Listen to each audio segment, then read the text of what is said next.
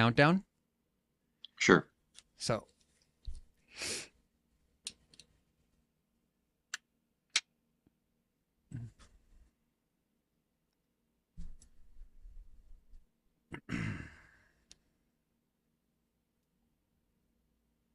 All right, here we go. Oh, wait, let me just make sure one thing here before we jump off this cliff.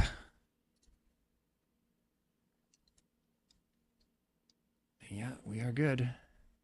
All right.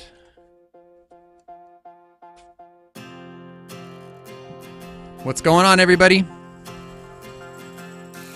This is the hour, the darkest place. Just give us a comment. Tell us where you're coming in from tonight. We love to know how far we're reaching. It's a good world. Good world going bad.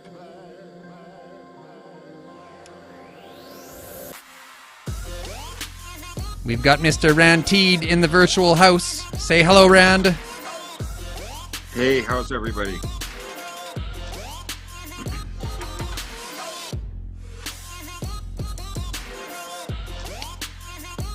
Is that better? Not as loud now? I love it when you stare at me like a deer in headlights. Sorry.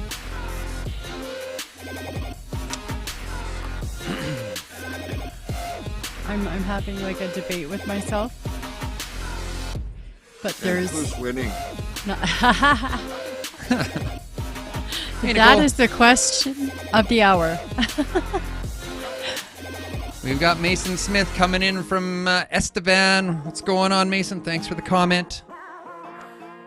So, okay. Okay. You're smooth on YouTube, but we're dropping frames on Facebook. Okay, well, So this is the debate I'm having. Did I say anything or not? Can anybody else watching let us know if the video you're seeing is kind of it looks good on my side. glitchy? Both on yours and Phoenix Fire, it's... I think that might be your computer or something. Okay. Because Well, I like, hope so. That's why I'm asking our viewers to let us know. Yeah. Actually, don't let me know because I can't fix it. Never mind. I take that back. All you're going to do is stress me out and wreck the interview. If it's that bad, go watch on YouTube. That's my Okay. best advice. Okay, Nicole says it looks good. Yeah, see? Okay, so And it's if my you- computer. All right. So now, something new for me to fix. Yes, that's amazing. Yay! Yay, new things to worry about. Thanks, Nicole. Yeah, thanks. What do you mean? Well, she said it looks good. It's not a Facebook problem. It's a Donna problem. Isn't it always? Hey, we're doing a giveaway this week. If you are not on our email list yet, go over to our to our website. Right in the menu bar, you'll see a email option. You can get on our email list, and we are giving away a book. And I feel bad because I know Rand is an author of many books, and we are going to be talking about his books tonight. And I was thinking tonight that it would have been a good idea to get one of his books, to give away one of his books. So, but we didn't. That. We can do that? Okay, you know what? Do that. Okay, do you have one handy that you can show the people? You know what? Yes, hang on.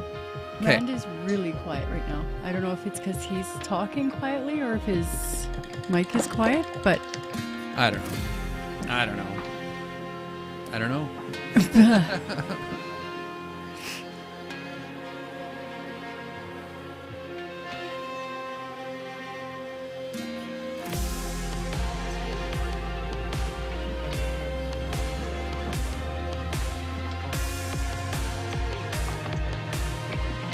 Nicole can hear him good. Okay. See? Maybe just everything's wrong over there. Which is truly terrifying because over there is where we're supposed to be monitoring all of the things. Hey, Yeah. Rand, why don't we give your book? Why don't we give one of your books away next week when we have more time to prepare? Sure. Yeah, let's do that. Okay. Yeah, All right. but we will do that. Okay. But tonight we've got one of Alec Haler's books, Mental Health. It's time to talk. So, if you all want to get in on that draw, which we're doing next Sunday, you can go to our website and get on our email list, and you will be entered to win. We will put your name on the wheel, and we will spin that wheel, and we will give this book away next Sunday, same time. So, Donna, am I loud enough? No. No. And I even turned up my headset. Well, Daniel, can you hear me all right? yeah, I can hear you. Okay. I mean, I can hear him, but it's not as balanced as it was before we went live. Well, let's wait till the music stops, and I can turn him up. Like, it's Okay. not a big deal, but let's wait till the music stops and we're in the production. Okay. Before I do that, Alrighty then. alrighty. I'm gonna have it handy here, though.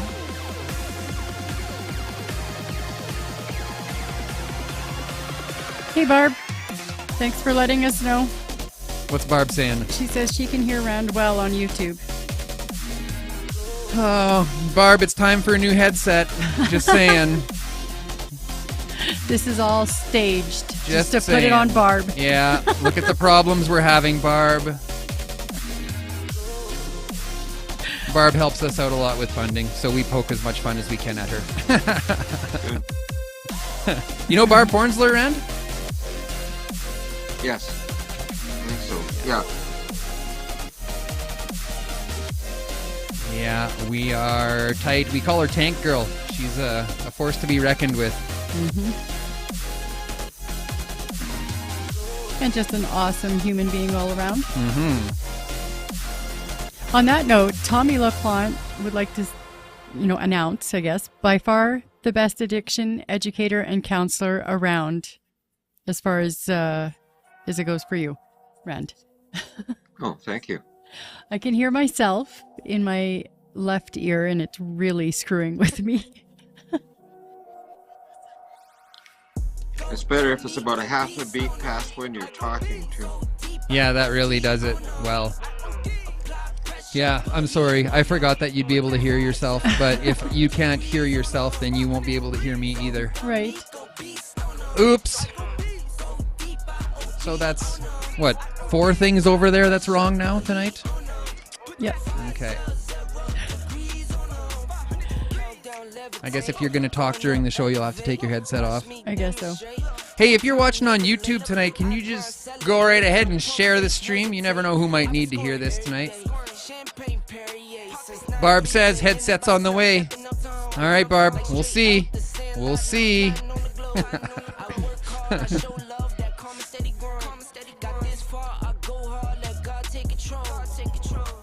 It's probably not the headset's fault. It's probably definitely something that I messed up, but we'll go with that, and I'll edit that little part out that I just said there, and this one.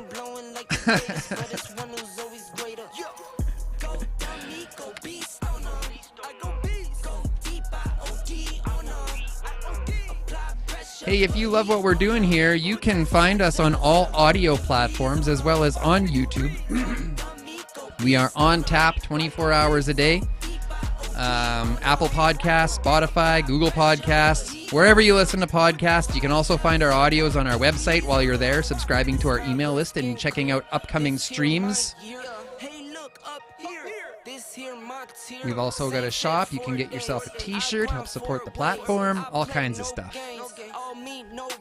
Nicole loves the music. Right on, Nicole.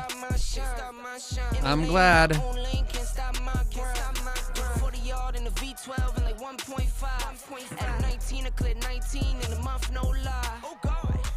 Wait, you can only hear yourself in your left ear? Ah, yes. Okay.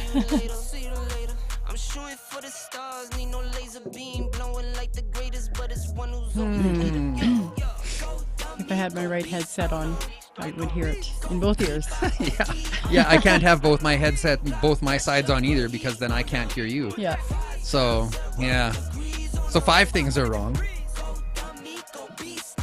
Yep. Yeah. We're counting wrong things. Let's count right things. Yeah. We're live. I think we need one of those sets that like they use on like CNN and shit that are all hidden and All super hidden? slick. What? Drilled I don't into know. your brain. Oh, what's that? I totally I did said not hear drilled him. into your brain.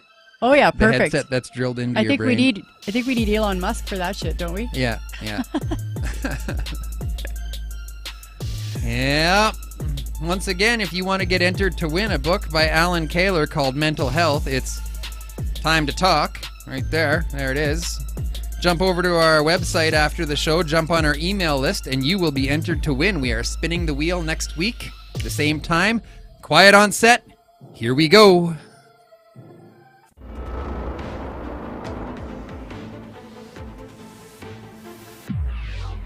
I've been working in the substance field for a long, long time. It's a brain issue. Inside of that, it's a dopamine issue. Weed, opiates, alcohol, cocaine, TikTok, porn, they all do the same thing. They dysregulate brain function. One of the things that was really interesting, people were talking about decriminalization as the solution to the overdose crisis, and that just simply isn't true.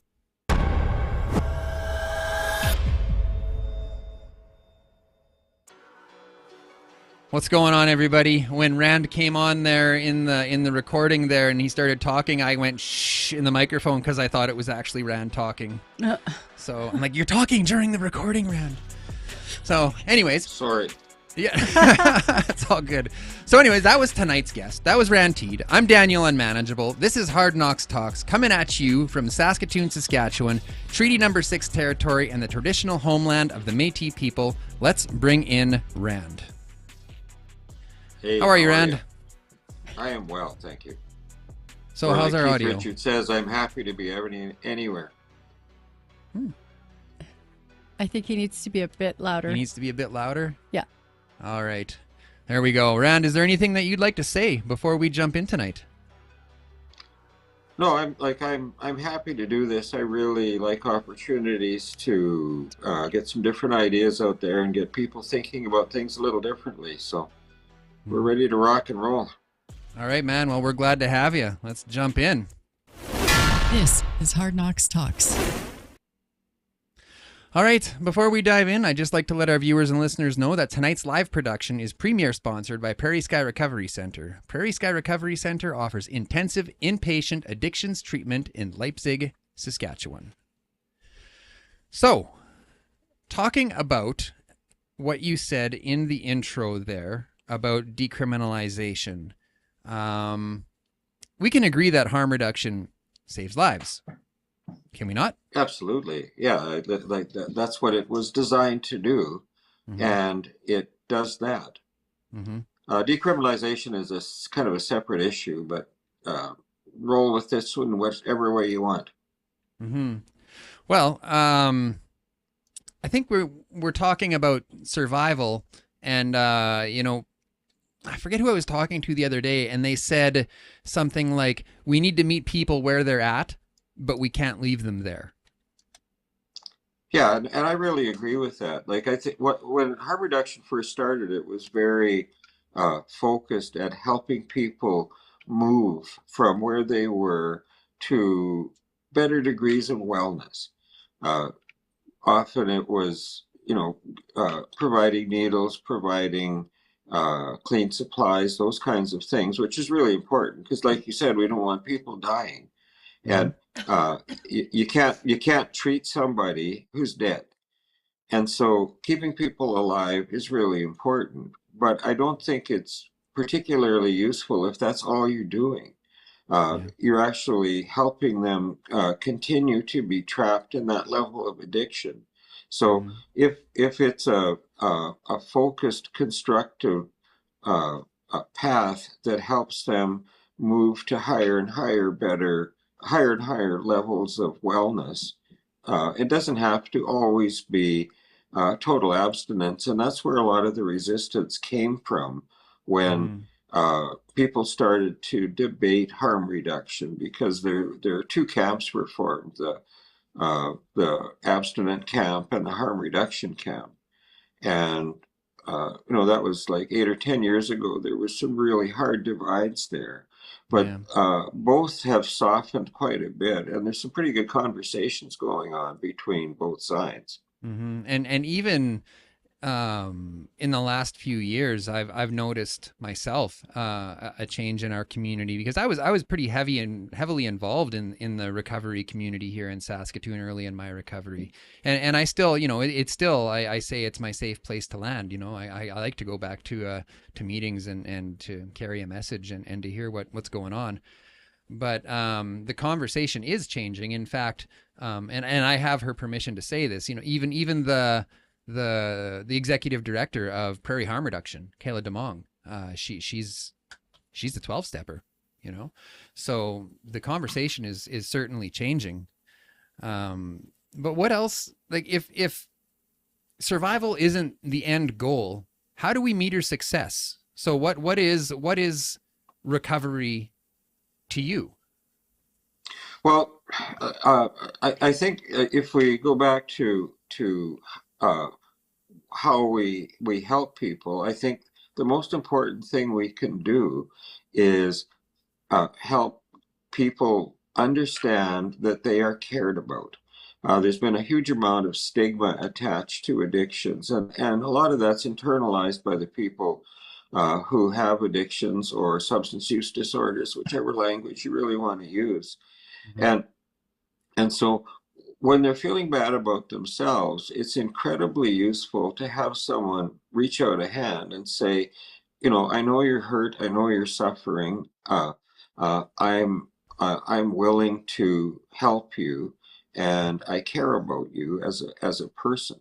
That those are powerful and important things. One of the things that substance use tends to do is it tends to isolate us, and part of that's a brain issue, and part of that's a social issue. So socially, you tend to get marginalized, but brain-wise, and I don't think we talk about this enough. People who are actively using substances on a regular basis are really reducing their capacity to connect too. Substances are significant inhibitors in terms of emotions, which is why people like them. The limbic system is the part of the brain that processes and manages emotions, and it is significantly impacted by all drug use. And so people lose capacity to care. And often that's where some of the stigma comes from, because they're looked at like somebody who doesn't care instead of somebody who has lost that capacity. So helping someone recognize that they're worth your time and worth listening to, but at the same time helping them see that there's things that can happen that can make their life a little bit better. I mean, really, if you're heavily addicted to something, you've put you're in a prison, and most people don't really like that. And so part of what harm reduction programs can do is help people recognize that there are other options, there's other alternatives. And I've said for a long time, when you're taking something away from somebody, particularly the only thing that they have that makes them feel okay, you better have something else there that looks fairly attractive. So like housing is a good example. If you're willing to start to look at your substance use, that shows us that it would become practical to help you get into some really stable housing with some a stable food supply, so that you can start feeling better.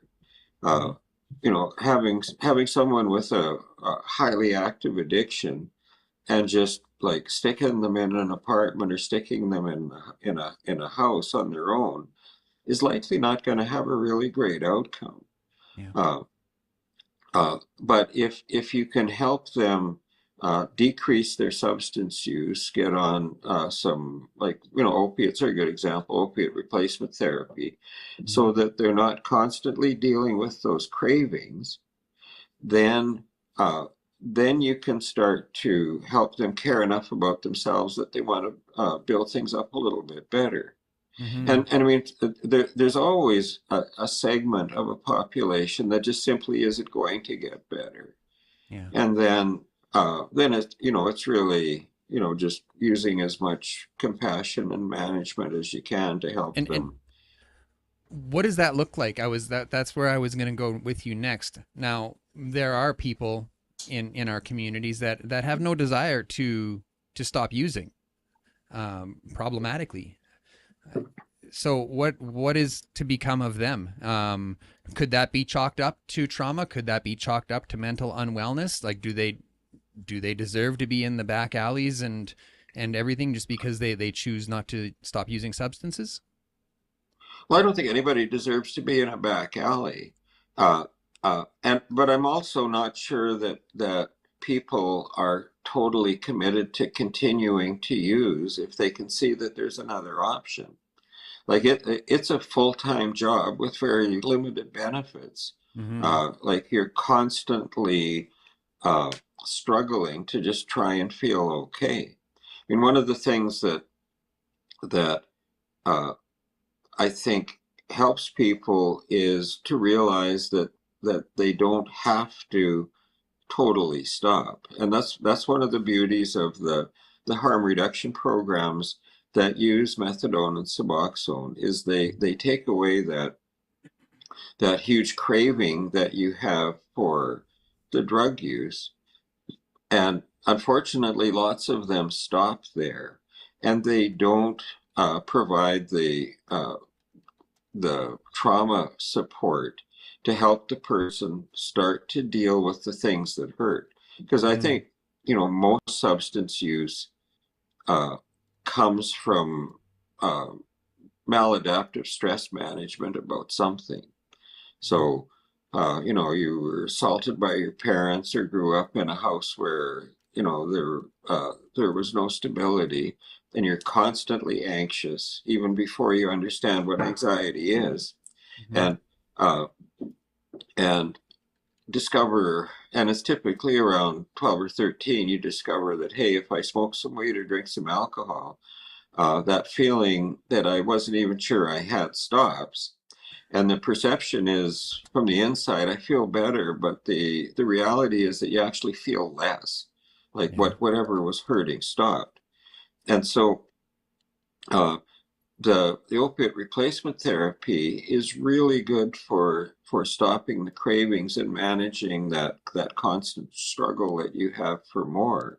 But if you don't at the same time help that person learn some ways to start to let go of the hurt, whether it's through talk therapy or CBT or mindfulness or whatever, there's lots and lots of different options to help people and to try and get them engaged and feeling better. Typically what will happen is they'll look to another drug to help to continue to dampen the emotions. And so that's why I'm always kind of pushing for sort of like really encompassing care. And financially, there's always benefits to helping people move into recovery. Like it saves everybody money.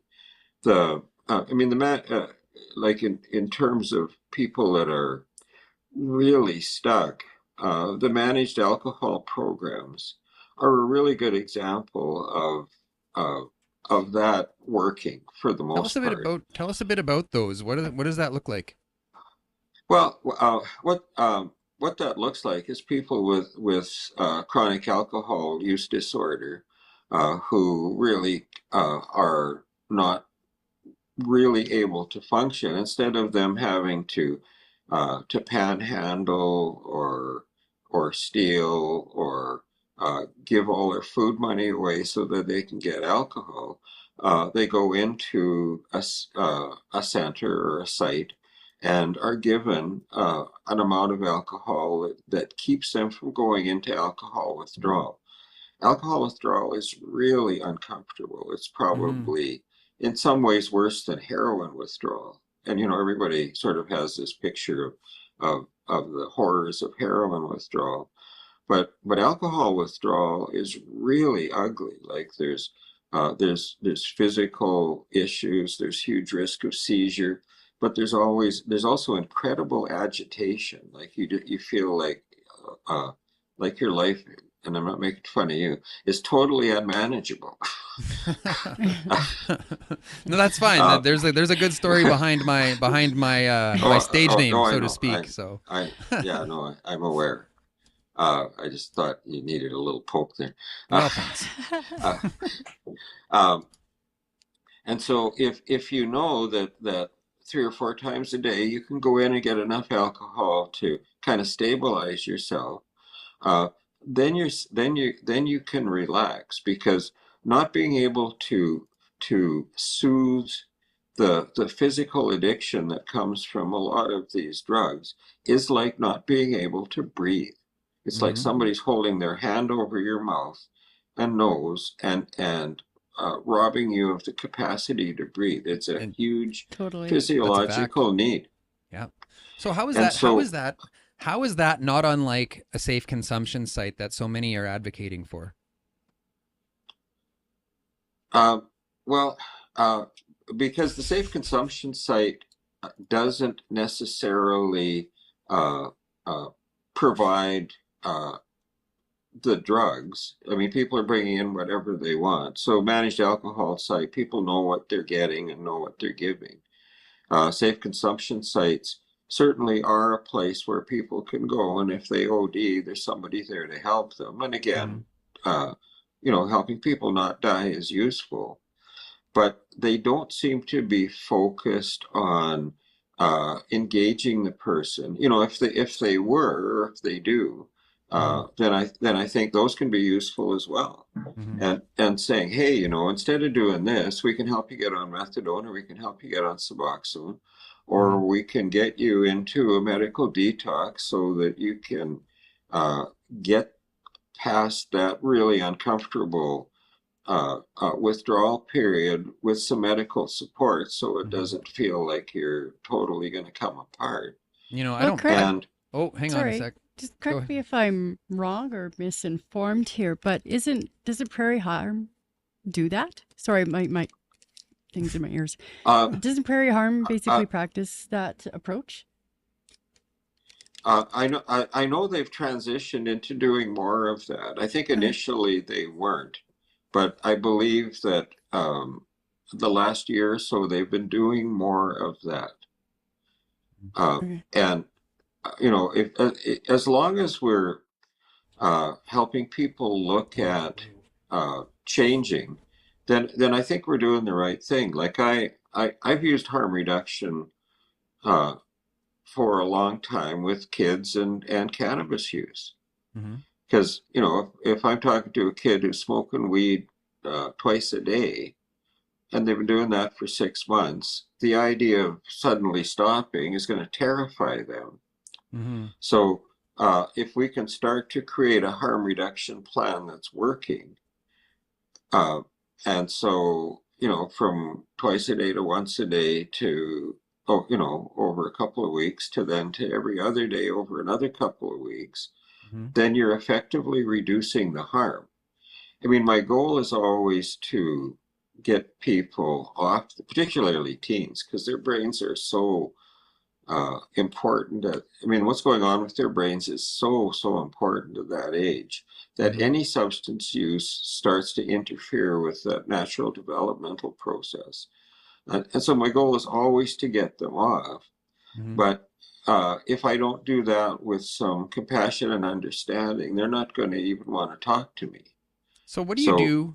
What do you do with the people? So you said earlier that we can't take something away without giving something back. So yeah. you're expecting the teens you work with to, like you just said, essentially wean off of these substances, particularly marijuana you were speaking of there. What do you give back to them when you're taking the substance away? What do you replace that with? Uh, Sometimes with exercise, sometimes with whatever else their passion is.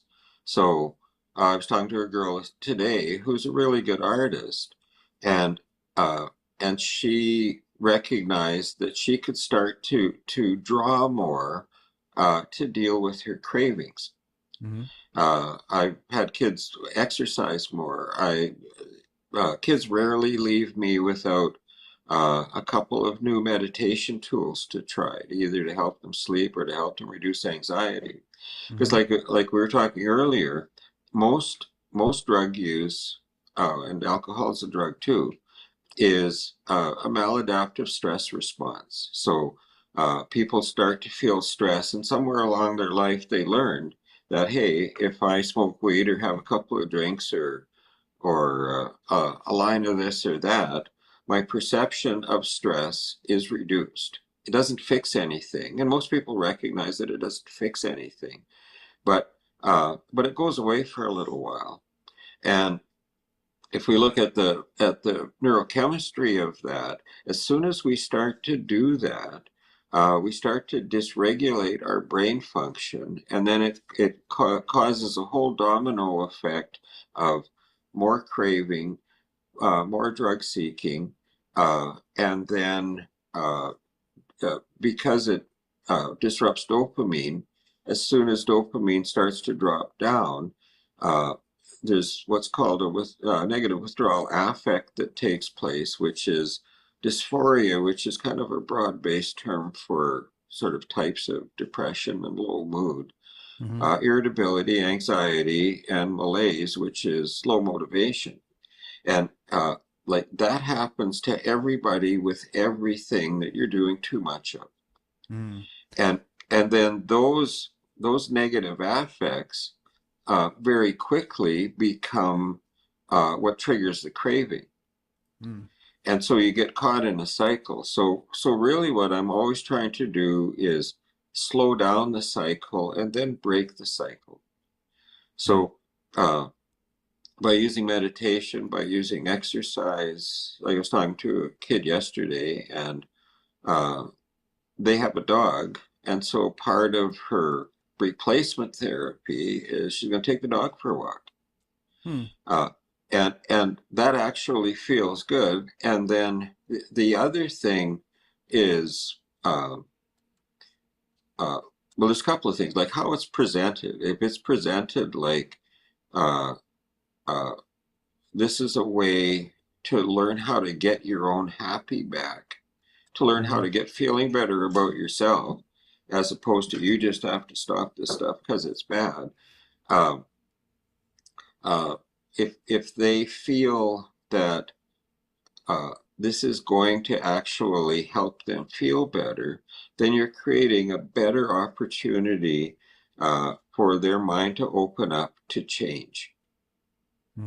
That's really what we're doing. Got a comment coming in from Barb. Barb says, having a safer supply available at consumption sites and referrals to multiple options would be rad. There's no supply at PHR, but they can drug test on site. Yeah, and I think being able to test drugs is important because there's some really toxic stuff out there. So let's talk a little bit about the legalization of marijuana. Have you seen any change? Excuse me. Have you seen any like trends that like have increased use or an increased use in certain demographics since the legalization rolled out? Yes, I've seen a significant increase in use in adolescents, and use of much stronger products. One of the things that legalization did was it opened up a whole bunch of new product markets, both in edibles and the distillates. Like there's dab pens and cart pens and all of these sort of really slick little devices that allow a much quicker and easier and less noticeable access to cannabis, and it doesn't smell. Designed to mess you up. 10 years ago. Yeah, and the THC strength in those things is typically above 80%. So That's it's almost crazy. like a different drug. Well, it is. Yeah. Like I know any strain of marijuana, like back in my day, like if it hit 30%, that was top shelf stuff. Like that would mess me up, right? Well, yeah. Well, So, and now most of the bud is between 25 and 35. hmm And, yeah. and so that's stronger. And I mean, just the other thing that goes on with that is the higher the THC, the lower the CBD. And CBD has some mellowing effects uh, on the effects of THC. So these highly refined products are just THC. So hmm I often compare it to, you know, the sort of old weed stuff was like drinking a beer, and this new stuff is like having like 6 shots of Everclear. Moonshine. Yeah. Um, so it's much stronger. So that's one issue, Mhm. and the addictive potential increases with the strength of something. So uh, and the younger you are when you start, the more likely it is that it's going to become a problem. Mhm.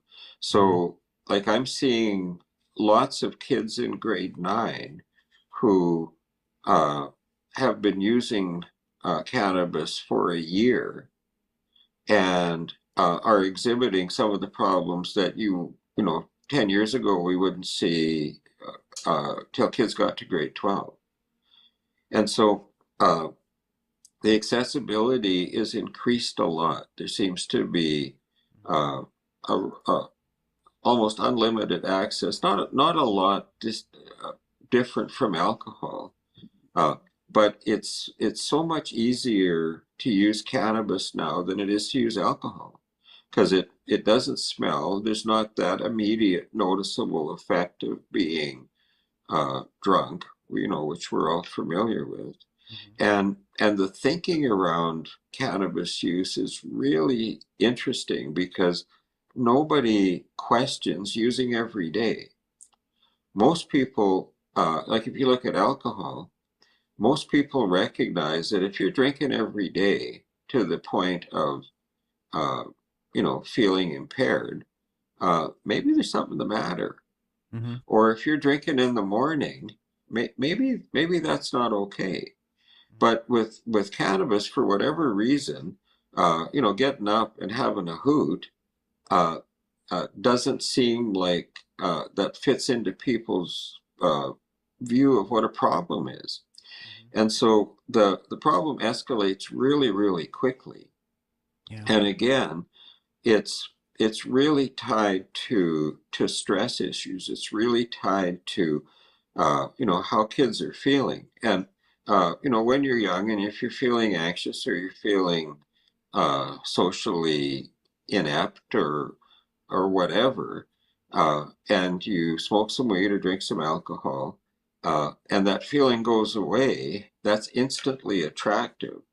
Mhm. And like I don't want to get like too technical, but Maslow's hierarchy of human needs is a really interesting analysis tool for this Mhm. because um, uh, the first stage is physiological needs. We have to meet those first, and then after that is safety needs, and uh, and then after that is connection and love and belonging. And most of the time, substance use starts in that connection area. You're out with your friends. Somebody pulls out a bag of weed, says, "Hey, you want to try this?"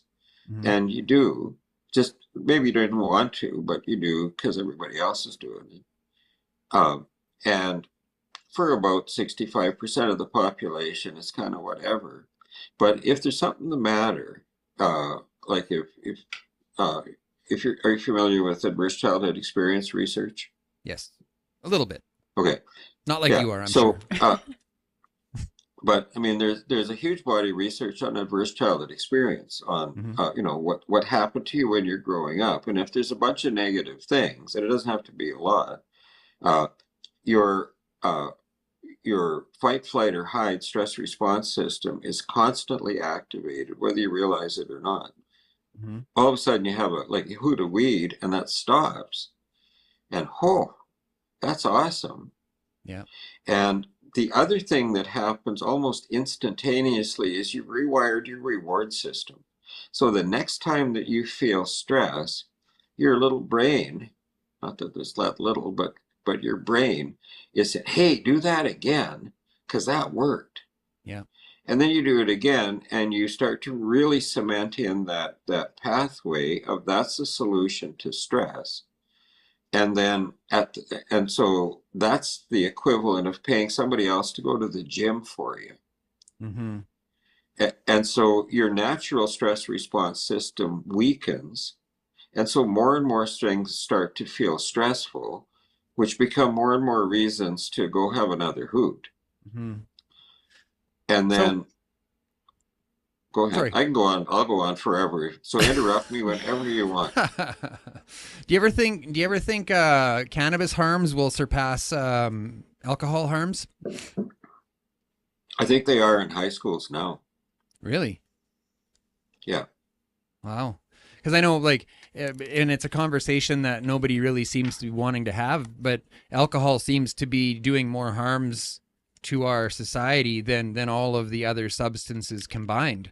And when we look at it through that lens, it really makes me start to question, like, if that is the benchmark that we're looking for all substances, what harms are yet to come, you know? Well, I think if we look chronologically, the extent of substance problems in our society are constantly increasing. And you're right, like alcohol is still killing way more people than opiate overdoses, Mm-hmm. but we don't hear about the people who are dying from alcohol things unless they get in a car crash or something.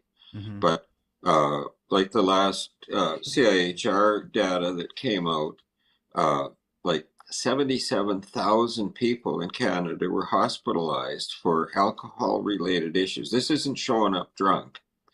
This is like significant health harms related to drinking too much for too long. Mm-hmm. But I think for a couple of reasons, I think there's so much uh, acceptance of alcohol that people want to protect it. And so it's really easy if you're a drinker, even if you're drinking too much, to Mm-hmm. look at an opiate problem and say, well, I don't do opiates, so I'm okay. Mm-hmm. Mhm. Do you think And it's the regulation of alcohol? Like, do you think that because it's legal, because you can go to a bar or a liquor store and get it, do you think that there's a direct correlation between availability and harms? I think that's a big part of it. If you look back to the alcohol prohibition era, there were significantly fewer health harms related to alcohol than there is now. There were more social harms because there was bootlegging and Mm-hmm. gangs and legal issues like that, but the health harms were not anywhere near per capita the way that they are now because there weren't as many people drinking as much alcohol. The drinking was sort of more uh, Underground. it's kind of underground and secularized almost. Um, so, Secularized. What does that mean? well, in certain groups, like there would be groups of people who, knew how to get into the speakeasy and knew where to get the alcohol. Mm-hmm. There's more of a sort of cultural pockets of alcohol use, and and not as publicly available. So, um, so if you look at that whole decriminalization discussion, Mm-hmm. uh, and when I heard people talking about that, they were talking about Portugal, and Portugal did a really phenomenal social engineering project based around substance problems. And but I think it was about a year ago that there was a huge sort of public push that we got to decriminalize everything. Because if we decriminalize everything, that's going to solve the overdose problem. Mm-hmm. And the criminalization piece, I don't think really has anything to do with it. People are going to get what they're going to get.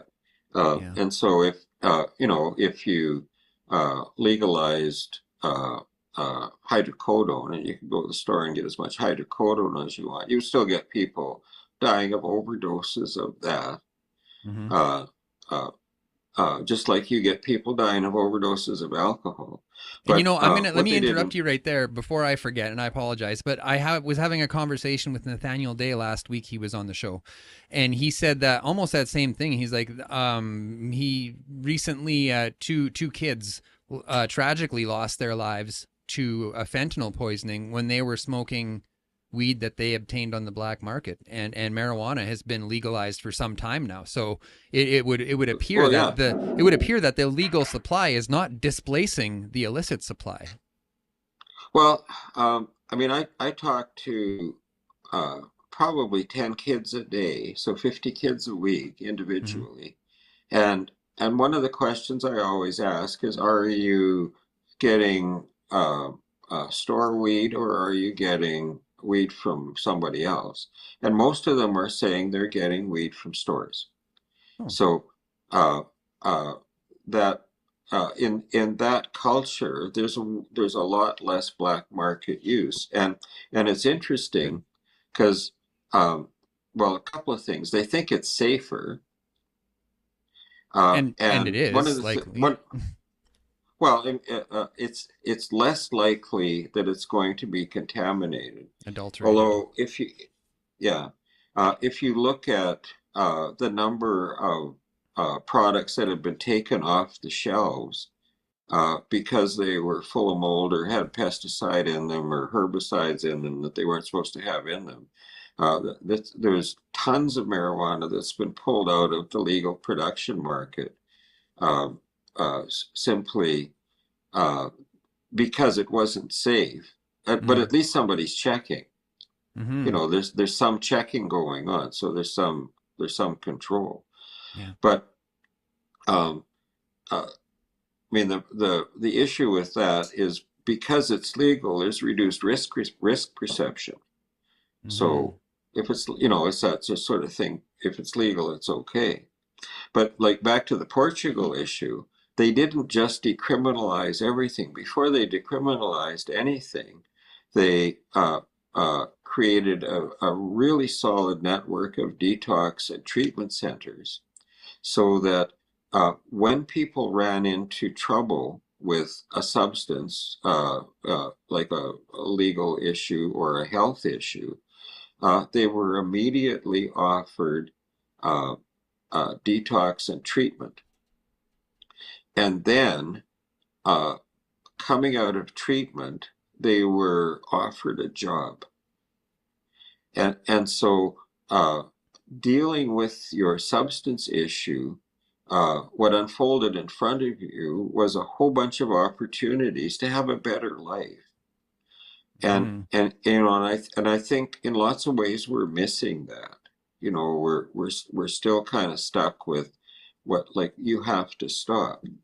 And even in the treatment field, in the health districts, although I know there's lots of work happening to get this better, Mm-hmm. but for a long time it was okay, go to detox, go to treatment, and then off you go.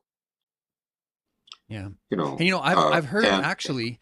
You know what? Now that I've interrupted you, it brings to mind. Why don't we take just a quick break here and hear a word from tonight's sponsors?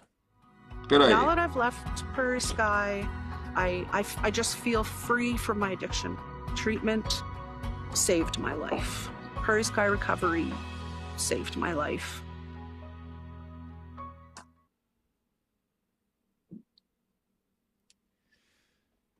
Okay, so where were we? And I'll just throw a plug in for Prairie Sky. I've been out there. I've done some programs with them. It's a great place. It's a beautiful facility, and they do good work out there. So Yeah, I'm actually going out there next week. I'm going to take a bunch of Dark Side Donuts out there and share a little bit of my story before Christmas. So nice. yeah, and they also have a wonderful Recovery Day celebration in the summertime too. If y'all want to check that out, it's Yeah. camping and fires and music and all sorts of things. So anyways, And they have their new women's center too, which is awesome. It's Starlight amazing. House. Yeah, no. Donna was the MC for the grand opening of that house. It was, Super honored. Yeah, it was wonderful. Yeah. So where were we now? I interrupted you with intent, and All then over the place. yeah, I squirreled Well, I was out talking and about Portugal. right, I was talking about Portugal, and then I was morphing into the lack of continuing care platforms in our province around addiction, and I also said that there's some significant work on getting that better, because I think, if we understand that addiction isn't just about the drug use. The drug use is about other problems that a person is having. If we just take away the drugs and don't help them understand A, what the problem was, and B, how to manage things better, then there's a pretty good chance they're just going to end up going back into the same problem again. So, effective treatment needs to be much longer term, and that doesn't mean that they have to be in a residential treatment center for years, but there needs to be some coordinated aftercare programming that a person can participate in. Yeah. Like I do aftercare work with people from several treatment centers around the country, and we meet every 2 weeks, and there's an education piece to that. So we teach something about how to enhance your recovery, how to get happier, how to deal with stress better, what to do with your how to time. what to do with your time, how to watch out for bad thinking, which tends to get you into trouble. And I've got a few people that have been doing that consistently for 3 years now, because they find that valuable, and they're also doing other stuff, like they're doing yoga, or they're going to 12-step stuff, or they're whatever. But this isn't an easy thing to fix. Yeah. I think the most important thing, and I said it a few minutes ago, but I'll say it again, it isn't about just stopping the drug use. And I think that's where people who are in those sort of extreme cases, who are using harm reduction services, are afraid of, that they're going to just make me stop, and they're not going to give me anything else that's going to make me feel okay. And so building that understanding, and secondly compassion into, we get this, we want you to be happy, we want you to be free, we don't want you to have to spend 3/4 of your day trying to find enough money or find enough drugs for you to be okay. So Portugal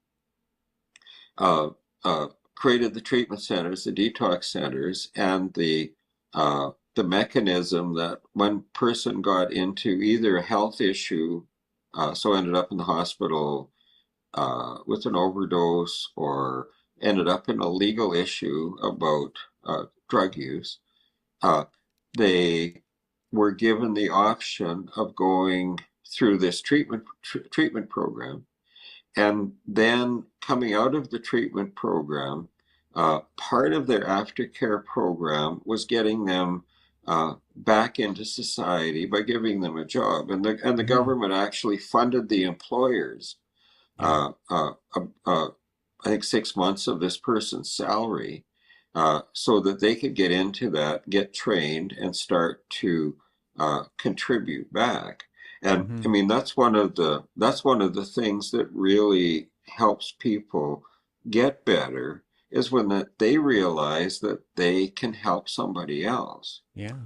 Like I had a kid today pop in to see me at one of my schools, and like he said, I just wanted to thank you because you helped me understand that I needed to leave this stuff alone. And he said, that feels really good. But he said, the thing that feels really good is that I'm starting to influence my friends because they're seeing that, hey, you got way more energy, you seem happier, you're doing better at school. Uh, and he's really clear with them. Well, it's because I stopped smoking dope every day. Yeah, and I heard somebody said to me, I believe it was Rob Tenge. He said to me, Yeah, the best thing that I have ever seen in overcoming substance use challenges is a fulfilling and meaningful life. Having yeah, something meaningful to do. For me, when I came out of treatment, and perhaps I was in a place of privilege because my mother's been working in the addictions field in Saskatchewan here for now near 40 years. I was able to get into an aftercare program that was a sober living house, Trache House here in Saskatoon, run by Comfy. yeah, And I was subject to weekly, urine tests and case planning, and I was expected to go to meetings, and but even then, I was sort of on my own, and maybe that's the way it should be. But like I ended up going to like 2 meetings every day because I just didn't know what else to do with myself. Do you think that yeah. do you think that should be a part of, like, okay, here's a safe place to sleep, but you got to go and find your own shit to do during the day? Or do you think there should be more structure involved? Well, no, I've said for a long time that you can't just take people out of treatment and say, here you go. Mm, And I said, if you're teaching somebody to walk across the street, for a while you hold their hand while you're walking across the street, mm. and then you walk beside them walking across the street, and then you watch them walk across the Yeah. street, Yeah. so that you know that they're going to be okay. That's a And great and analogy. and if if people knew how to be okay, you know what they'd be okay, but they Mm-hmm. don't know. So much of what happens with chronic substance problems is we don't learn how to be okay without it. We don't learn anything. We just learn how Mm-hmm. to survive. Mm-hmm. And so there's a huge learning curve emotionally, socially, culturally about how to be okay uh, uh, substance free. Like Mm-hmm. I was 23 when I sobered up, and emotionally I was probably about 14. Yeah. But I had a degree. I sobered up in March and started teaching in September. Uh, and so I had an education and I had a job, but I didn't really know how to be because most of my life up to that point, I Mm-hmm. had not been present, like I'd Mm-hmm. been on something. And so, those first couple of years, and like you, I was in a privileged position because I had an education and I had a job, so I Mm-hmm. had a place to live. Uh, but learning how to understand how I felt and learning how to manage my life Mm-hmm. uh, was a challenge. And so, without the resources I had, even though I was kind of, in a way on my own, uh, without those resources, it's difficult. Mm-hmm. Got a comment coming in here from Terry. Terry, thank you for the comment. Terry says, I sink myself into my work. I now have 2 jobs and did an electrician aptitude test today. Change is good. Staying busy is better than not. Rand, I weigh about the same as I did when I left HS high school. That was a long time ago. There's an old saying in the program, and it says, you need a big book and a lunch bucket. You think there's some truth to that? Yeah. Well, yeah, and I heard that a lot too. Mm-hmm. Uh, uh, I think having a purpose is incredibly important, and if you don't have something to do that matters to you, uh, then I think you're missing something. Like Mm-hmm. um, uh, I retired in 2001 for 2 months. and You were then, younger and then. then So full of life. and then yeah, and then somebody, one of the superintendents said, "Hey, do you want to come back and just work with kids that, in all the schools that are having drug and alcohol issues?" And I said, "Sure." Hmm. And I thought I'd do that for a while, and I'm still doing it Yeah. because it's absolutely fascinating. I love it, Hmm. and I feel like I have a purpose, and I feel like I'm uh, doing something that's useful. Like that Hmm. kid today who popped in is, I just wanted to thank you for helping me figure this out. Yeah. Yeah.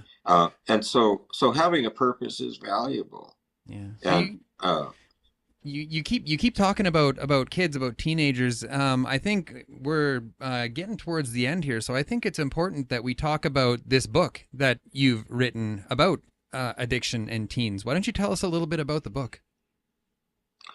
well, sure, it's called Which Way to Turn: Understanding Adolescent Substance Use. And I wrote it. Um, it's sort of a compilation of everything that I've learned and come to understand about this stuff, but also a bit of a blueprint about how I work with kids. And I wrote it for parents, for teachers, Hmm. for other clinicians who are working with kids, or trying to figure out what the heck's going on with kids.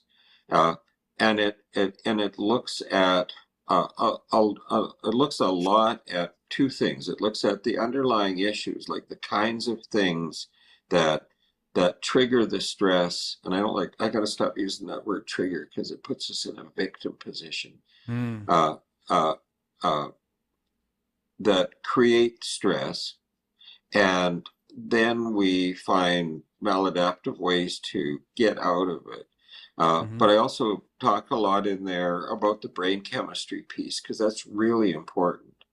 Dopamine is that fundamental neurotransmitter that that's responsible for motivation. It's responsible for a lot of pleasure, and it's really responsible for processing. And as soon as we start doing too much of anything, and it's interesting, I was talking to had like 150 grade 12s today, and I said, like, heavy use of cannabis is once a week, and you could see eyes get big. And then and then I said, and chronic use is twice a week, and then more eyes got bigger Hmm. because there's real misperceptions on how much is too much, but that those are very true with that drug because it has such a long half-life. And Hmm. and but anything that's bumping our dopamine up really high, it causes automatic dopamine downregulation, and then our brain's in a fight trying to get itself back into normal. I mean, the Hmm. term is homeostasis. And when it's out of normal, it's allostasis or allostatic, and it wants to be level. And when Hmm. we're constantly creating highs, there's an automatic low that happens, and then we start treating the low.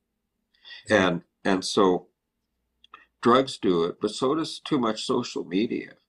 Uh, Especially like, can I tell you a TikTok story? I would love to hear a TikTok story. Okay, so I've been dealing with kids for like a couple of years, Hmm. who are spending like 6, 8, 10 hours a day looking at TikTok. They're lying in bed at night till 2 or 3 in the morning looking at TikTok, and then they can hardly get up to go to school and can't function at school because they're so tired. So I didn't really understand what TikTok was, so I put TikTok on my phone, and I started looking at these TikToks, and she's laughing because she knows where this is going. I I So honestly didn't realize what TikTok was until Grady started kind of dabbling around with it.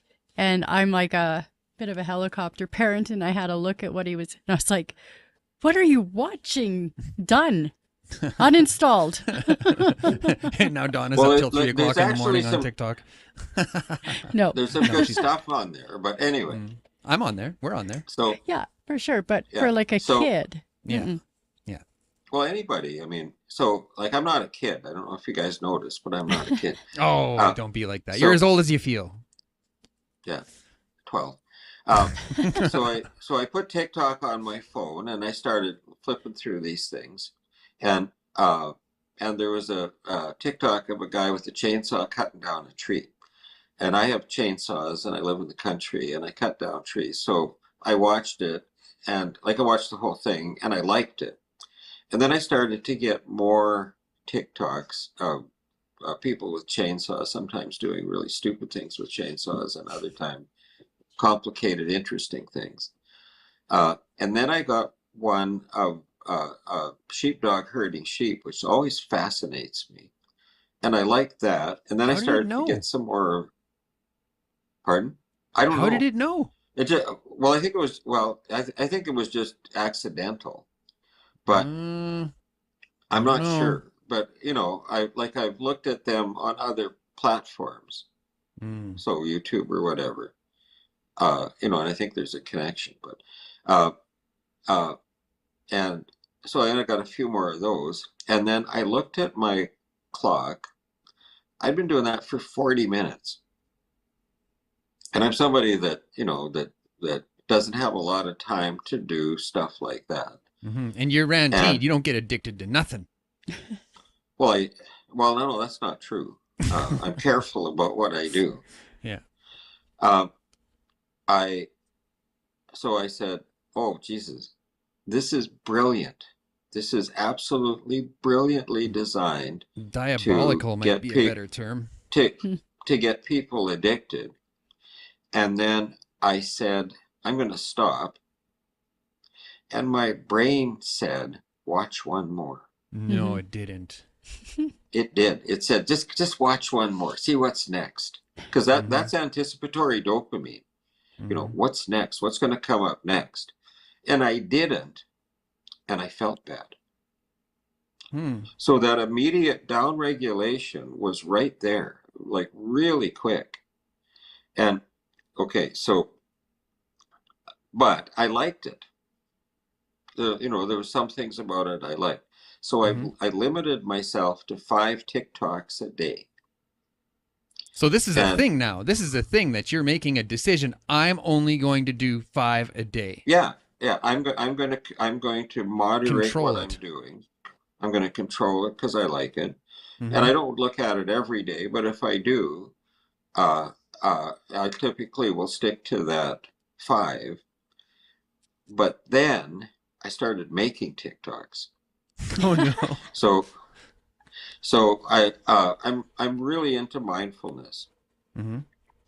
So over the summer I made several sort of mindful breathing, walking, looking at nature TikToks, and then I send out a thought for the day with a photo that I take and a quote by somebody smarter than me. I've been doing that for years. And I started putting those, they're on Instagram and Facebook, Drug Class Facebook page, and I send out an email. I got an email list. But I started putting them on TikTok too. And then I looked at it a few days later and like 300 people looked at it. I thought, cool. There's the fix. Well, and so that's a bit of, but I'm really careful about that. Like I've got 4 Facebook pages and Instagram, and I rarely look at feedback. If somebody asks me a question, I'll answer it. But I don't count up hearts or likes or really value that too much. So anyway, I think we're out of time.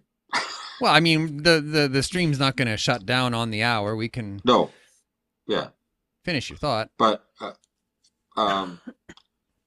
so I guess to sum up what I've wanted to talk about tonight, I've talked about. So I've talked about kids. I've talked about how much is too much. We had, I think, a pretty useful discussion about harm reduction and how it needs to be an evolutionary process to really help guide people to get better. Because I don't think they know, and I don't, and sometimes I don't think they know that they would like that. They get stuck. You know what you know. Oh, But if and you I start can, to I if you can start to relate. show people, hey, if you go through that door, there's some pretty cool stuff there. Mm-hmm. Yeah. But in order to get through that door, you're going to have to do this or that. And it So, might suck a you know, little I bit for a while. well, yeah, or it'll be different at least. Mm-hmm. Cool, man. Anyway, this was fun. Yeah. No, I appreciate you coming on, sharing your expertise with us. Is there anything else you'd like to say before we let you go? Well, no, other than I'd be happy to do this again because there's lots of stuff I like to talk about. Oh, and wow. and like my passion is educating people. That's really what I like to do, and I think that's kind of where my strength is like I learn stuff and then I find ways to make it make sense to other people. Awesome. And that's what I really tried to do with that book. So yeah, cool, man. Well, let's it's keep. It's on Amazon and McNally Robinson in Saskatoon and Warehouse Books in Regina. Can you run the title by me again? Yeah, it's called Which Way to Turn: Understanding Adolescent Substance Use. Donna's gonna look up a link, throw it in the chat. Okay. Cool. All right, Rand. Well, yeah, let's keep talking. I would love to have you on platform more often, talking about. You got a wealth of knowledge, man.